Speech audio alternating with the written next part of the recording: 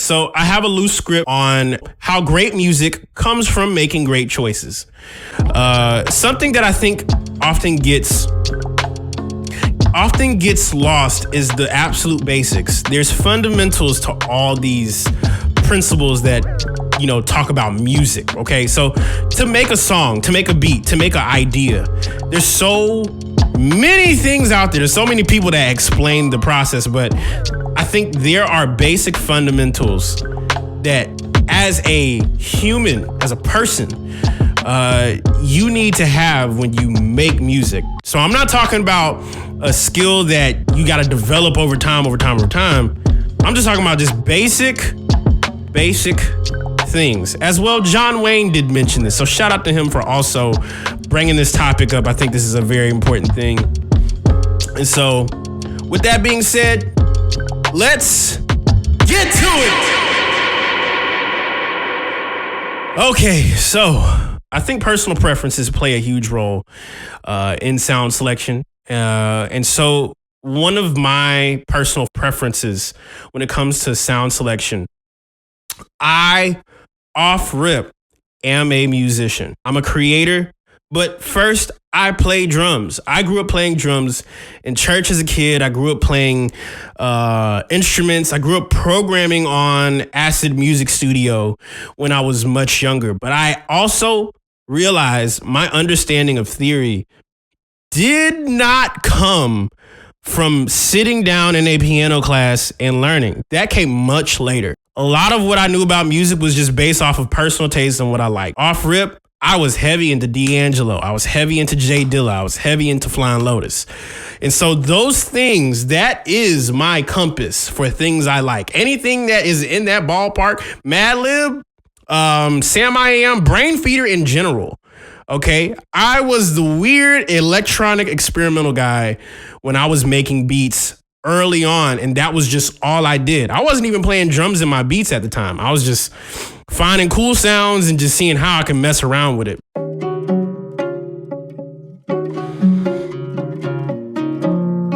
Low End Theory 2 is good. This is hard. Yeah, Low End Theory does not get enough credit. I'm going to make sure. Shout out to Off Top, by the way, for having this as well. Let me add this. I really like this sample, though. I love how...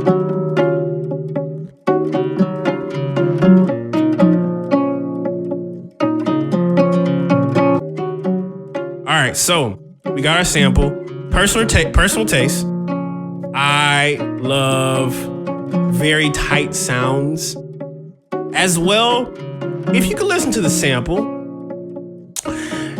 something that I think also does happen is we find a great sample or something that is a great start, but we don't know where to begin, okay? So I want to introduce you guys to a brain challenge here. This is a part that I think is going to shift the way you're looking at sounds. When you see a sample, right? 9 times out of 10, people are hearing an idea and they're like, ooh, what could go with it? What can go with it? What can go with it? Before you start making any decision, realize you got options, okay? You have 2 options here. As well, 9 times out of 10, if you do play instruments, you do have options. And I think something that I've tried to discipline myself with is stripping what I'm doing down to a few options. Because if you have tons of options, you won't make a decision. So I have this loop playing and I'm really inspired by it. I need to also notice the characteristics of this thing and how it meshes well with what I'm doing. So this guitar is obviously, there's more than one guitar. You can hear it. You hear like a little melody on top of it, and then you hear a little chord underneath it. It's very natural, okay? So off rip, I could basically record a basic drum pattern, right? I could record a pattern off of the rhythm that this loop is giving us. Okay, so we got two options here. Either you got live instrumentation or you program. Both have different options and they have different results. Now, there's nothing wrong and there's no such thing as a bad decision when you're making music. You just have options. And throughout your process, whenever you're creating, you're going to be presented with a lot of options. And I think the number one thing as an option is having live drums or program drums. So I'm just going to ask you guys, would you guys prefer me to play drums on this beat? Or would you guys prefer me to program drums on this? Because programming wise, we have a little bit more we could do. I actually have a perfect sound pack that's gonna work for this. Programming wise, I'm only hearing two things right now. I'm hearing a kick. I'm hearing a tight snare, maybe a tight hi-hat, and 808 too. So I'm gonna just go off of that. And I'm not even gonna take the conventional method of like programming a normal pattern. So we're gonna take this kick. I'm thinking of a kick right now. And as well, we got options, okay? So the options that I typically use here, especially on the Twitch stream, are my sample packs. I got my volume 1 through 10, well, through 9. I haven't finished 10 yet. Still got to finish that. But splice pack. I got the Discord packs. I got sounds. So we're going to go with volume 5. And I'm going to find something that meshes well with this sample, because the sample's pretty dry, pretty natural. So we're going to find something that kind of matches it. That 8 is cool. 9 got a punch to it. I kind of want these drums to bang a little bit, so let's go 9. Cool. That was an option. Decision made.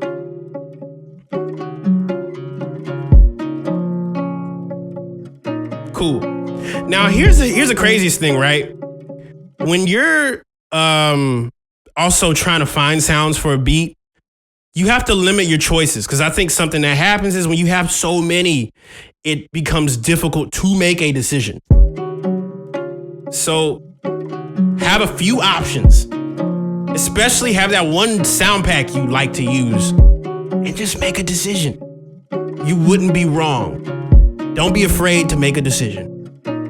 Make a decision. So something I'm hearing, whenever I do kicks and whenever I create patterns, my patterns come from me hearing the spaces in between these pulses. So off rip, I'm just gonna mute this real quick.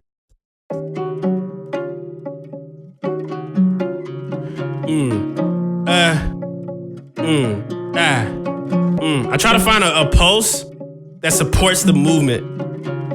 So programming this, we're gonna go eighth notes. We're gonna take eighth notes.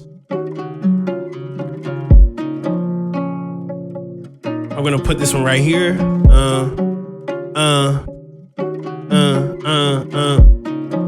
Cool. So let's see here.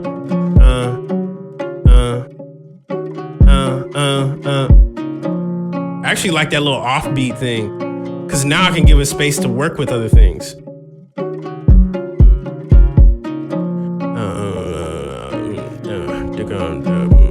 So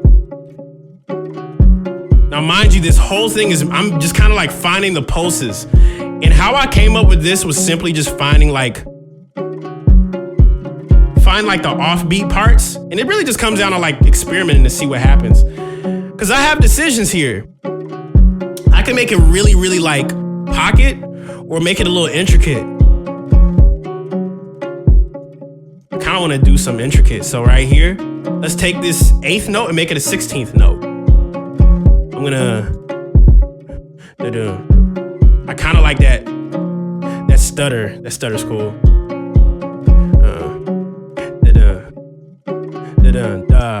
I like that. That's cool. That's kind of cool. Now, here's the craziest thing, right? All these small decisions that we're making are all choices that is going to lead us to the end result. So every single, and I'm just drill this in y'all's head as I keep making this. Everything about great music is making small, simple decisions. Small, simple decisions. Whether they're great decisions or okay decisions, there's great decisions.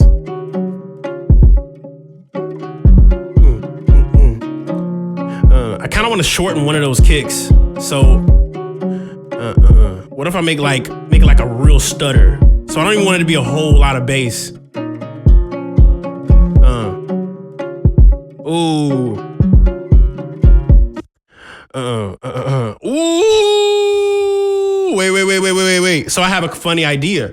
I'm just kind of playing around with that part. So I'm gonna go ahead and play with that.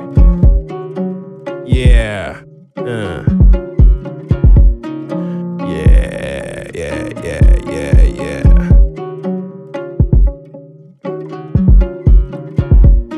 Yeah, I don't know why the Twitch joints ain't working though. That's weird. It usually it gives me the alerts. Not sure why I didn't though. Wonder why I didn't. All right. So we're gonna take that same pattern and we're gonna vary that second half. Just kind of switch it up. Da-da-dun-dun. Da-da-dun-dun. Ooh, that's cool. Da-da-da-da. And you hear how I'm like accenting all these little parts in the I don't even want to. Yeah, we're gonna put that kick, boom, boom. I'm taking the impulses with actual sample. There we go. Now I need a good snare. I'm gonna go to my volume 1 maybe for this one, cause.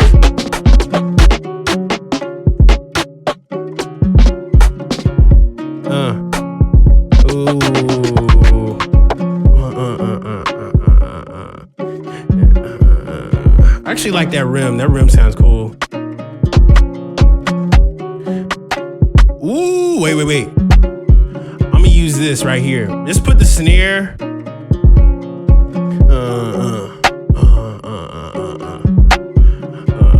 I kind of want to use a snare roll on this. So this is all small decisions. All these small decisions. I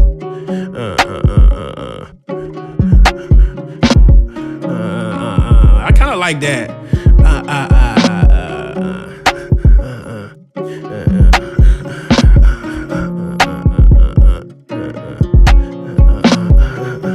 Oh, wait.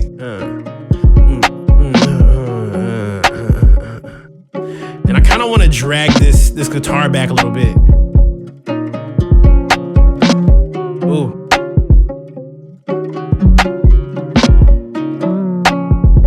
Yeah. As well, I'm gonna show y'all a little method I have called meshing, right? So everything about this drum is programmed, right? And I'm even gonna add the hi-hat because I'm hearing.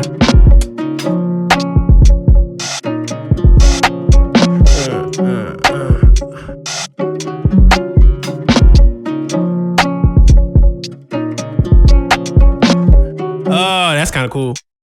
I'm gonna keep that. I'm gonna put that open hi-hat right there. Let me get that. And I'm gonna use 2 different hi-hats because I wanted to feel a little experimental a bit. You know what I'm saying? Ooh, that was an accident. Yeah, this is all going on YouTube, by the way. And by the way, stop me if y'all want to know what's going on. I don't expect to finish this in 30 minutes. So, all right. Joe Tita said, I'm already singing melodies to this. That's what I'm talking about.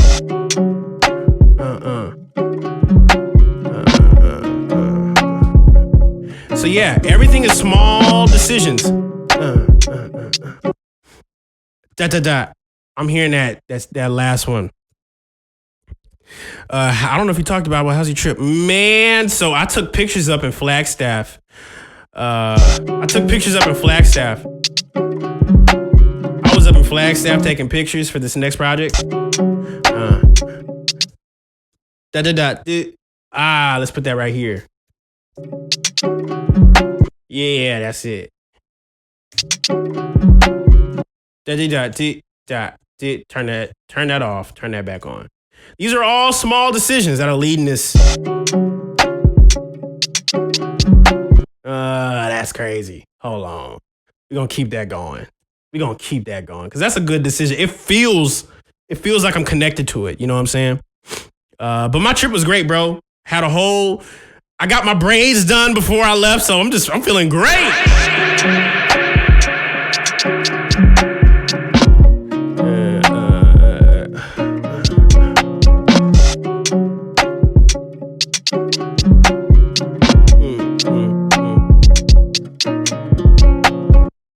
Ooh, that's actually kind of cool. I actually like how this pattern feels kind of like bumpish.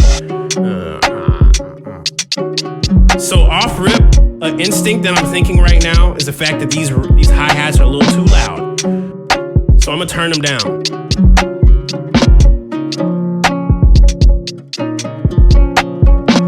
Now I can kind of dial in these drums a little bit. So the thing about meshing, right? So I have this method called meshing. So meshing is a process that I use of matching my drum sounds to this music, such as the sample. And I usually listen for certain tones that feel similar to what I'm building around. So the pattern is already there. We just got to dial in all the rim stuff. And so the rim is kind of perfect. I ain't got to do nothing to that. All we got to do is just enhance it. So this is a very raw beat just to come from me. You know what I'm saying? I don't listen to no plugins or anything. No plugins. Kind of dragged it back a little bit. I just nudged it to the right. I kind of want to put.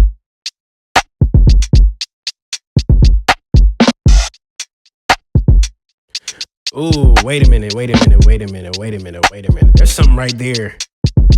So I'm hearing how the hi-hat right here, the hi-hat feels a little bit bright for my taste buds. So what I'm gonna do is I'm gonna take this delay that I have on it and kind of dial it back so I don't have so much high. I want it to feel like it's like faded a bit.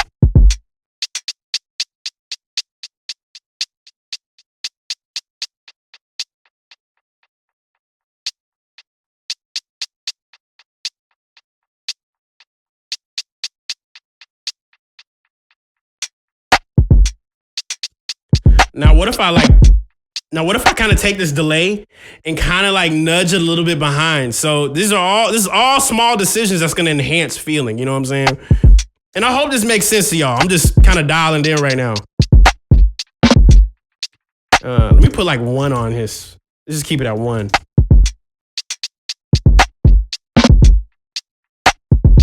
$1.5.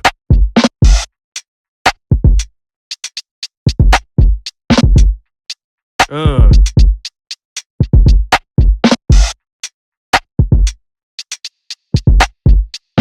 little reverb.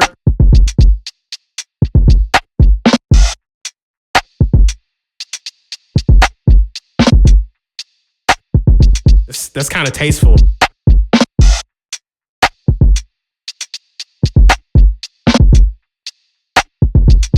Ooh, there's something on that. So now that I got all the drums there, we can literally start adding little elements around this. So I haven't even, random thought. What if I take this delay, right, and throw it on this open hi-hat? So what's going to sound like is like this. Let's get that reverb to be a little dramatic. Same thing. Give me a little chorus. That's good. And I might actually drag that behind a little bit.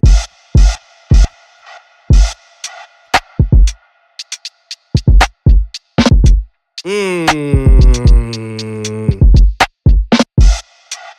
this is also one of the main reasons why I have KFX plugin. So you can like dial these little itty bits in. Now we can go ahead and add some extra stuff in here. I got a burp. This is no knock. I haven't added any knock yet.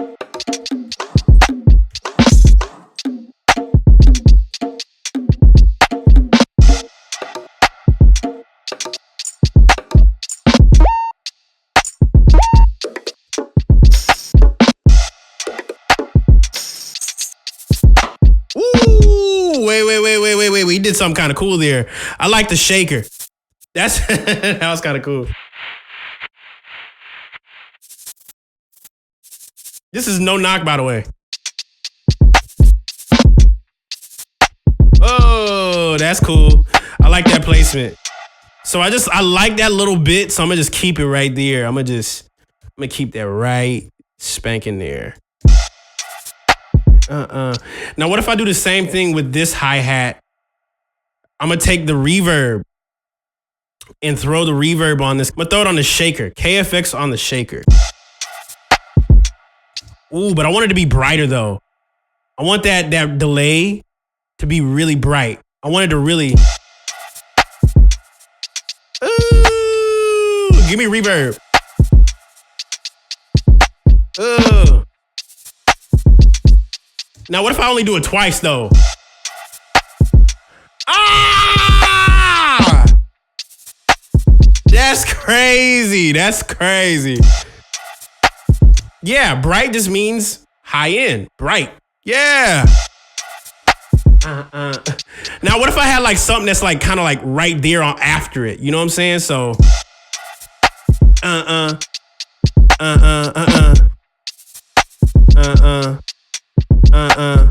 Yeah, bright basically just means more higher end. So that's how that works. Ooh. Okay, let me add that because that was a cool percussion. These are all, by the way, from volume 1. Oh. What if I like play those individual parts?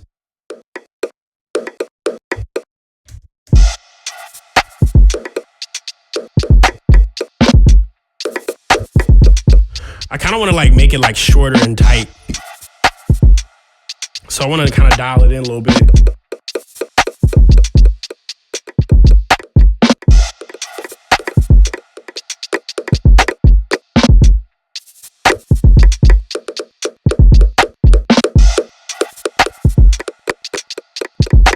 Whoa.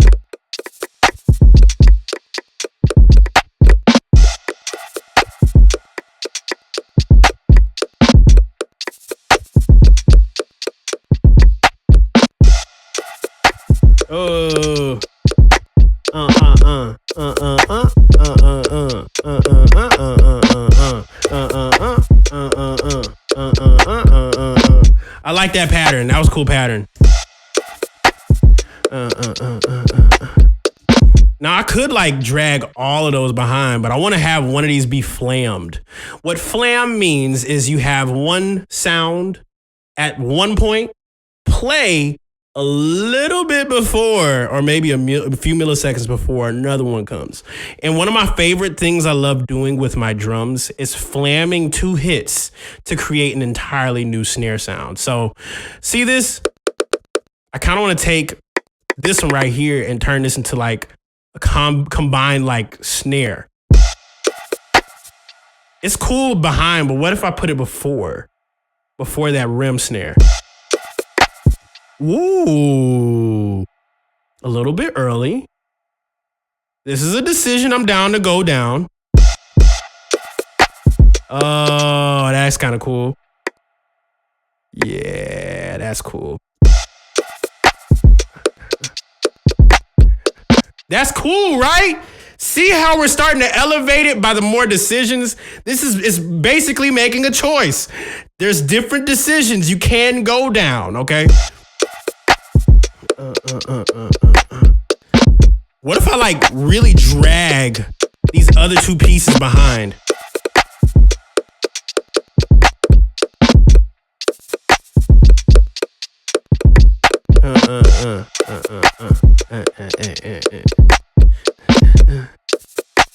Now I'm gonna roll some of this stuff off because I don't need anything else. Let's saturate that.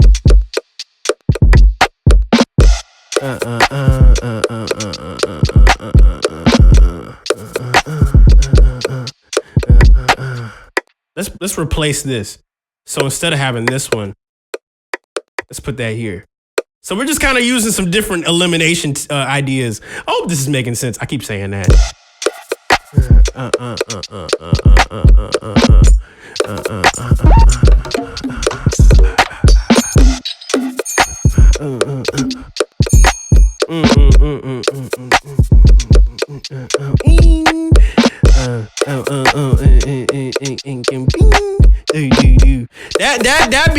That's kind of crazy though. That bounce is kind of crazy when you add all these elements together.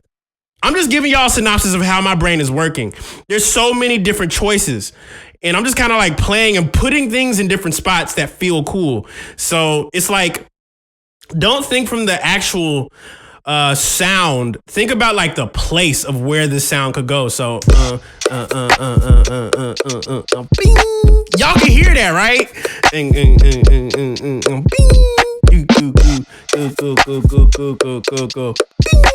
That's catchy.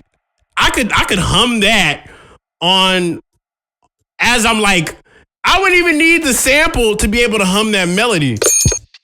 But notice all this is still going to come back around to the sample. We haven't changed anything that isn't already in this track. So literally, I hear every sound. That's what I'm saying. I'm not even using knock plugin for this. This is just straight raw. So here we go. I need to put that in the right spot. So this is how I usually come up with those ideas. I usually Oh, I need to play it again. One more time. Bing. See where the cursor stopped? See where it stopped? That is where I got to put this. So this right here. We're going to take this. We're going to split it. No fear. It's not the whole sound. I can just take this, extend it. Now the whole sound is right there. A little bit before. And I'm gonna keep that that shaker percussion and give this a little bit of razzle dazzle because I like that effects we got on this. So I'm gonna just make this delay a little bit extended, and I'm gonna just make sure this sounds a little bit interesting. So let's try this. Ooh. I can turn this down too.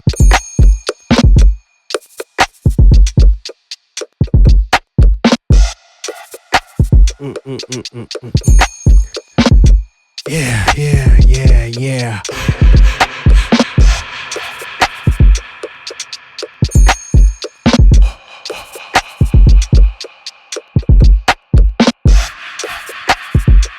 Oh my God, I have to record this. Okay, that's another good decision. Let's go record this. Here we go. 1, 2, ready.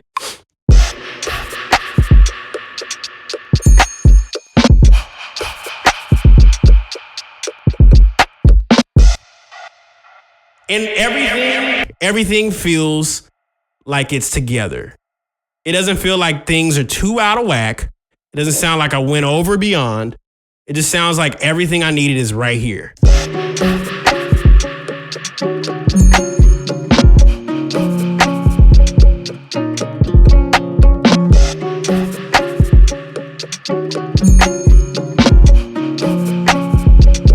These are the drums. Now here's the coolest thing.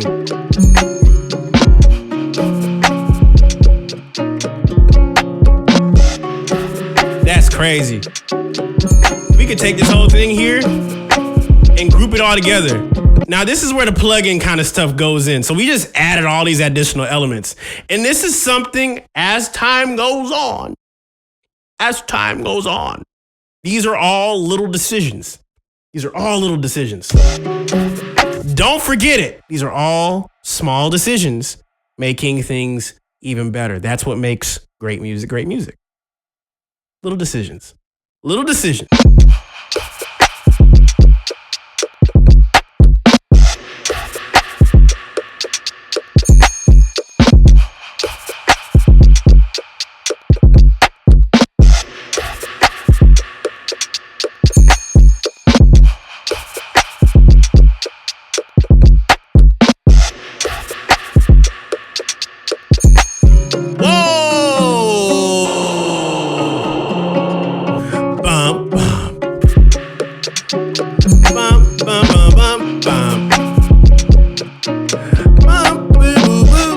I'm hearing a bass line right now, so let's go ahead and go to the bass. And one of the simple ways you can lay down bass lines, right, is simply this.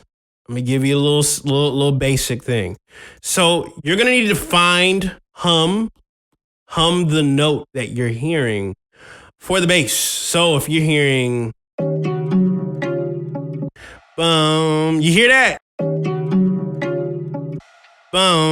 It's a note that's literally going bum.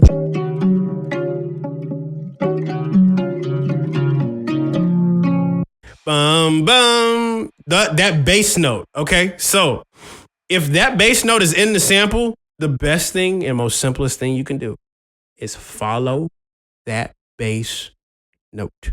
Because what that's going to do is it's going to show you how to then apply that to other things. You're, in a way, absorbing the bass from Andrew Twining's sample, and you're mentally engraving it in your mind. Basic. That's how it works. So let's see here. I'm going to take that bass note and just basically mimic it. I'm not going to do too much. This is also something else you can do if you need to know what key you're in. Also on the KFX, I have a tuner.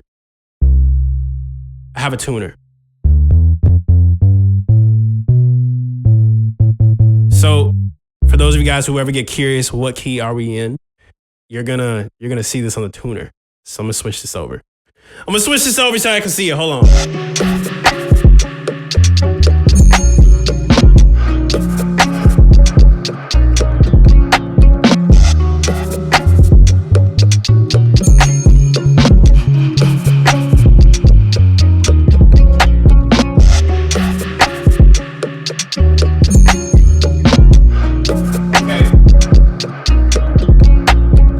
I like that. I'm kind of married to it. Let's try this.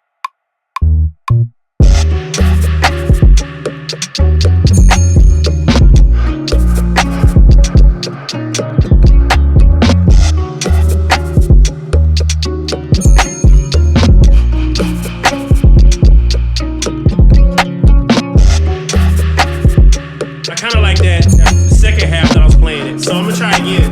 I'm going to try and match the kick drum.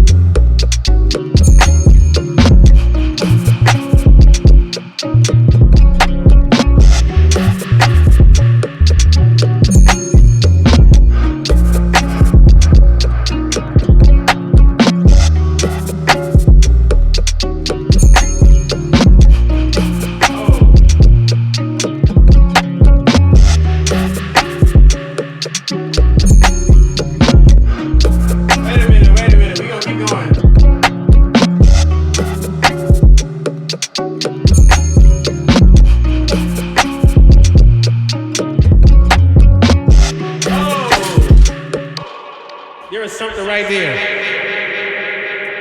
What are some ways to flip the sample loop for the verse section of the beat? So I'm glad we're talking about this. So I'm going to show y'all. This is also another way to get beyond just, we can escape the 4-bar loop. So let's show y'all something here. There's more of a sample here that Andrew has given us. So we have a little bit of a leeway here. Shout out to Andrew Twining for one time. What I can basically do is this. We're going to just extend this beat for the life of the sample. See how the sample is this length? We're going to take this right here. It's literally right here.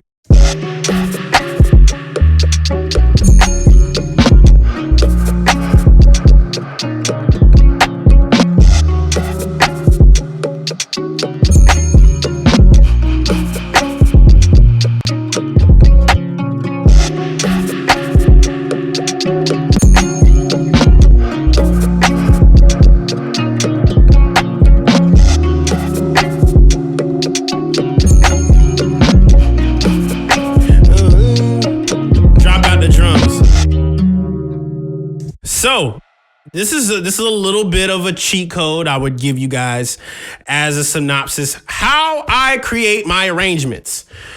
I like to take one little part of a track that's like, let's say everything is out, right? I don't want anything else in the sample. Let's just separate this one part. I don't even know what it's going to sound like when I play it.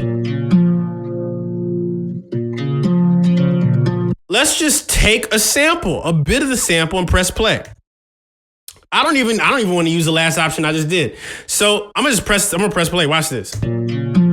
So let's just separate this one bit by itself. And what are some ways to flip the sample loop for the verse section of the beat? I'll show you in a sec. But this is the intro. This is just the intro. Because I think this beat is literally like perfectly around the sample of the guitar. So all I'm gonna do, I'm gonna take this thing and I'm just gonna duplicate it twice. Duplicate it twice. And an option we could do is literally to slow it down, speed it up. You could do a bunch of that. You could also reverse it. Now, what if I extend this right here? See this? I kind of want to use that, but make it even longer. So I'm going to take everything before this little drop down and I'm going to just extend it times 2. This is what we're going to hear when the beat begins. Okay? We're going to take this here, extend it all the way up to about here. And let's even like change the grid, hit eighth note. So this is what's going to sound like.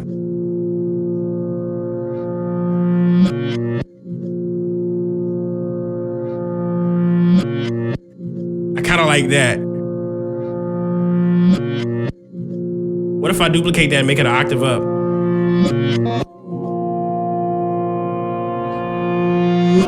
We got options, bro. We got options. This is just kind of creating a different thing with the sample, the same sample. I'm not adding any extra sounds. It's just the same sample. Now it feels a little atmospheric when I do it like that. Now an option, and I'm going to ask you guys, would you prefer this to be more ambient? Like ambient. So ambient. So instead of hearing all the little intricacies, it sounds like it's in a big room. It sounds like it's in a space, okay? So that's an option. We can make it sound like it's in a space. How do you add things to a space? How do you create a space for a sound? Well, aside from like carving out space in a song, the space that it's sitting in, there's no room. There's no room in this, okay? There's no effect. It's not a verb. It's not reverbed out or anything. So I like to use reverb stylistically. So let's just take this reverb and throw this here.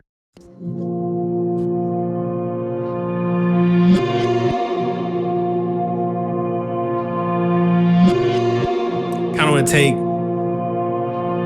this here. I want to take that chorus ensemble and make it a little bendy. Ooh!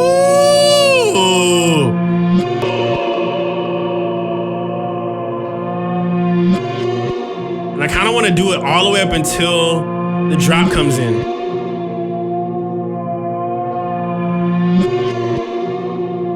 I want to use it all the way up to the space.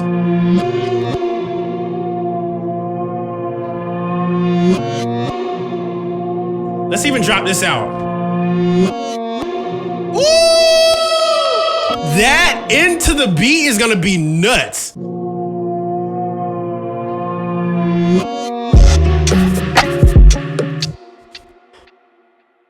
Come on! This is crazy.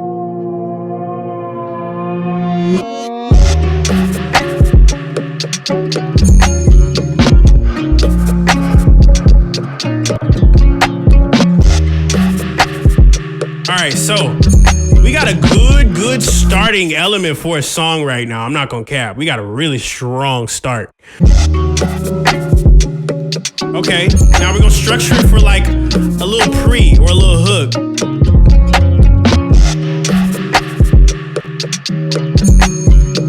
Let's go ahead and use a KFX plugin for this. This is actually kind of crazy, bro. This is crazy. This is a crazy good example on how to make great decisions. Let's put this envelope on this.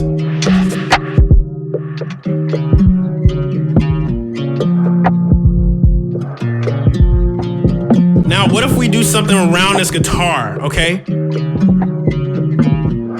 Let's go ahead and duplicate the track. I'm hearing melodies and stuff.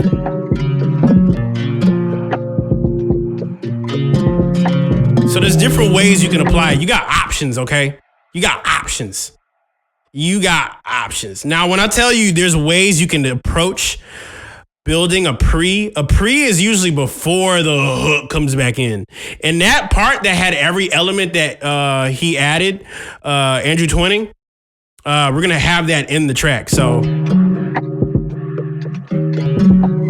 kind of want to take this, duplicate this preset.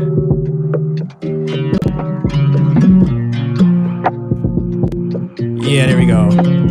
Let's take these, and I just separated this. And there's different ways you can go about it, but I want to specifically, reverse these chords back into each other. And so this is what I did. I basically separated each individual 2-bar loop and just reversed the entire thing. So instead of this,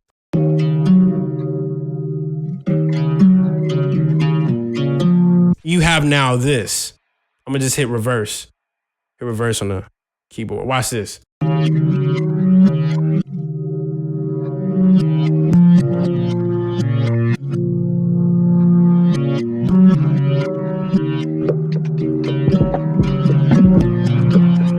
We're gonna lower a filter right here.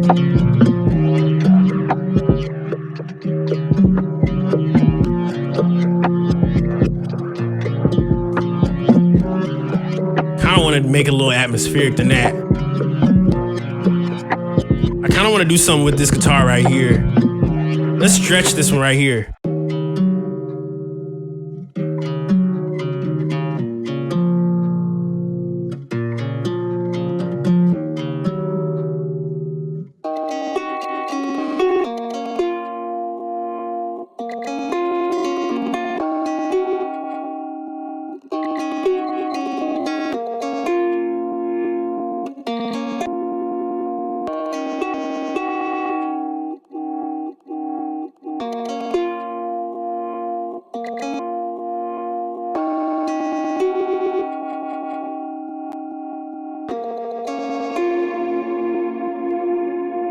Kind of want to take that even more. And you want something crazy? I could like change a little bit of the chord because he structured it so well. So what I'm gonna do is, what if I pitch it up?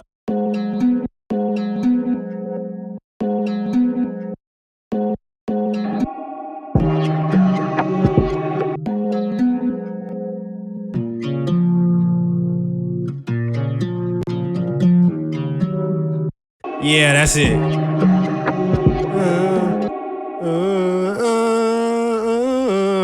That's crazy.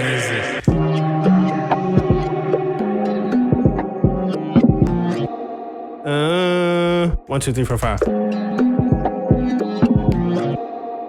I'm gonna go up an octave. So let's hit warp. So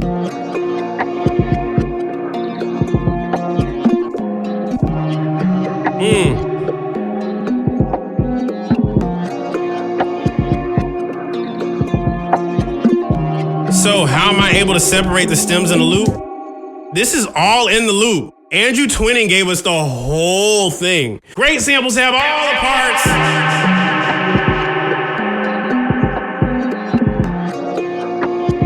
Let's go up an octave again.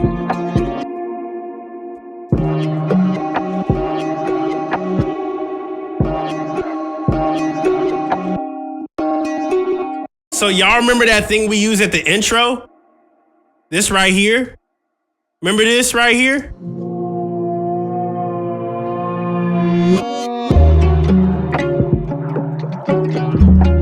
We're gonna put that back over here. And we're gonna make sure these drums feel that part.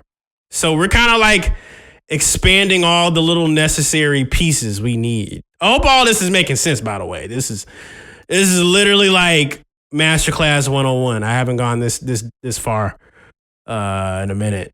So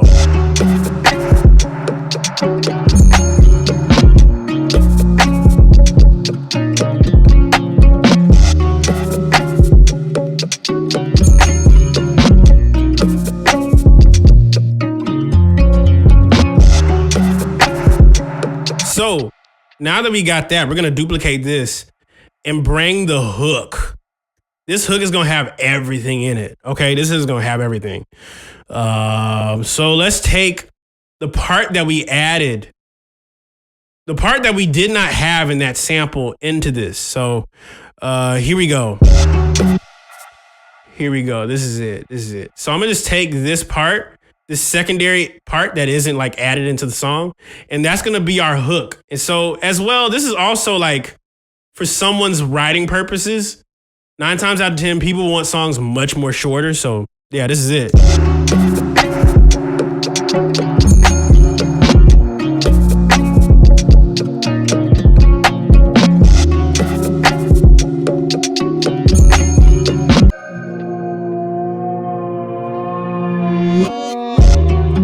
Verse 2. There's so many real life connections to making music. Like anything creative, bro, it's like when you're in life and you are trying to figure out what decision you need to make, it usually comes from making the right choice. There's decisions. There's a good decision. And usually a good decision comes with a good feeling. We're solving problems through sound. I rest my case.